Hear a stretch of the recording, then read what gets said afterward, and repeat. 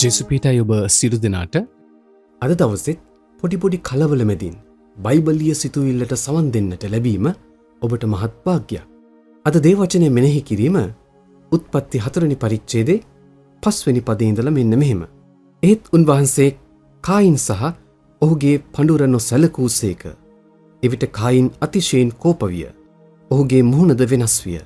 ස්වාමින් වහන්සේ කායින්ට කතා කොට නුඹ කෝපව සිටින්නේ මන්ද? නුඹේ මුහුණ වෙනස්ව තිබෙන්නේ මක් නිසාද?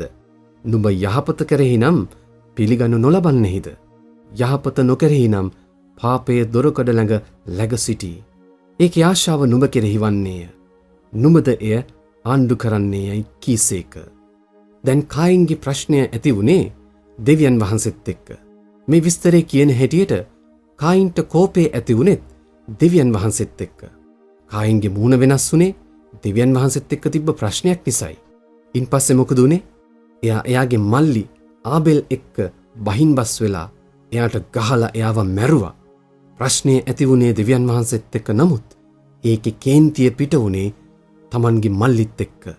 බලන්න, ප්‍රශ්න විසඳ ගන්න විදිහ වරද්ද ගත්තම සිද්ධ වෙච්ච අපරාධය. අපේ පවුල ඇතුළෙත් මේ වගේ තත්වයන් කොච්චර තියෙනවද බලන්න. හිටි හැටියේ ගෙදර කාගේ හරි මූණ වෙනස් වෙනකොට ඔබට හොඳට දැනෙනව නේද? හැම වෙනස් වීමකටම හේතුව පවුලේ අයම නොවෙන්නත් පුළුවන්. ඒක රැකියා භූමියේ, පාසලේ, යාළුවෝ අතර හෝ සමහර විට ඔබේම චරිත ස්වභාවයේ ඇති ප්‍රශ්නයක් නිසා වෙන්නත් පුළුවන්. ඒත් ඒ ආවේගය පිට වෙන්නේ කාතුලින්ද? එදා දිව්‍යන් වහන්සේ කායින්ට අවස්ථාවක් දුන්නා එයාගේ තත්වය වෙනස් කරගන්න. ඒත් එයා තෝරගත්තේ වැරදි පියවරක්. ඔබේ පුද්ගලික වරදකාරී චරිත ස්වභාවයන් පළමුව විසඳ ගන්න ඕන දිව්‍යන් වහන්සේත් එක්කයි. උන්වහන්සේ ඒකට අපිට කොච්චර අවස්ථාවන් දීලා ඇද්ද බලන්න. ඒත් ඔබ තෝරගත්තේ මොන වගේ පියවරක්ද? ඇතැම් අය ඔය වගේ තත්වයන් නිසා ගෙදර බඩුමුට්ටුත් පොළවේ ගහලා විසි කරලා අලාභ හානිත් කරගන්නවා. කොහේ ගියත් ජීවිත හානියක් හෝ දේපල හානියක්. බලන්න ඔබේ තත්වය කොච්චර දේවල් ඔබට අහිමි කළාද කියලා. එදා මුල් පවුල වගේ භයානක තත්වයන් ඔබේ මගේ පවුල තුලත් සිදුවෙන්න ඉඩ නොදී ප්‍රශ්නේ ඇති වුණේ කොතනද? විසඳ ගන්න ඕන කාත් එක්කද යන නිවැරදි ගනුදෙනුව තුලින් හරි දේ කරන්නට අපි කැපවෙමුද? ඒත් ඇතැම් අය ප්‍රශ්න විසඳ ගන්න කියලා අවවාද හා උපදෙස් ගන්න ගොඩක් තැන්වලට යනවා. දැන් ඒක වරදක් නෙවෙයි. ඒත් ඒ තොරතුරු මත පමණක් යැපීම ප්‍රමාණවත්ද? ඔබ මොකද්ද හිතන්නේ? ප්‍රශ්න විසඳ ගන්න ඕන අවවාද ගොඩක්ද තොරතුරු ගොඩක්ද? අද ලෝකයේ එදාට වඩා තොරතුරු ලබා ගන්න ක්‍රම කොච්චර පහසුද?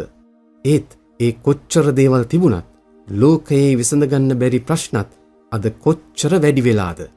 ඇත්තටම අවශ්‍ය වෙන්නේ තොරතුරු වලට වඩා අපිට උපකාර කරන කෙනෙක්. අපිව තේරුම් අරගෙන අපිට ආදරෙන් උත්තර දෙන යේසුස් වහන්සේ ආදරෙන් බලාගෙන ඉන්නවා අපිට උපකාර කරන්නට. ඒ ගැන සුද්ධ බයිබලයේ හෙබ්‍රෙය පොතේ 4 වෙනි පරිච්ඡේදයේ 15-16 මෙන්න මෙහෙම කියනවා. මක් නිසාද අපට සිටින්නේ අපේ දුර්වලකම් වලදී අපේ දුක නොදැනෙන උත්තම පූජකෙක් නොව පව් කිරීමක් නැතුව සියලු ආකාරයෙන්ම අප වාගේම පරීක්ෂා කරනු ලැබූ උත්තම පූජකයෙක්ය. එබැවින් අපට දයාව ලැබෙන පිණිසද අපේ ඕනෑකම් වලදී අපිට උපකාරයට අනුග්‍රහය සම්භවන පිණිසද නිසැක කමින් කරුණාවේ සිංහාසනයට ළඟා වෙමු. මෙන්න බලන්න, ඔබේ මුහුණේ තත්ත්වේ වෙනස් කරපු ඒ කැළඹීම තේරුම් අරගෙන ඔබට මට උපකාර කරන්න උන්වහන්සේට පුළුවන් බව ඒ දේව වචනයෙන් සහතිකයි නේද? ඔබේ ප්‍රශ්නේ පළමුවෙන් යාඥාව තුලින් දෙවියන් වහන්සේත් එක්ක බෙදා ගන්න. ඔබව වෙනස් කරන්න උන්වහන්සේගෙන් උපකාර ඉල්ලන්න. ඔබේ දුබලකම්, බැරිකම්, වැරදුණු තැන් අහංකාර නොවි පිළිගන්න. මොකද අපි කවුරුත් සර්ව සම්පූර්ණ අය නොවේ. දැන් ඉතින් අපේ පවුල තුල නිවැරදි සබඳතා ඇති කරගන්නට උන්වහන්සේ සමග පවුලේ අය සමග හරි ගනුදෙනුවකට ඇතුල් වෙමු. එසේ කරන්නට දෙවියන් වහන්සේ ඉදිරි කාලේ අපට කරුණාව දක්වනසේක්වා. ඔබට දේව පිහිටයි.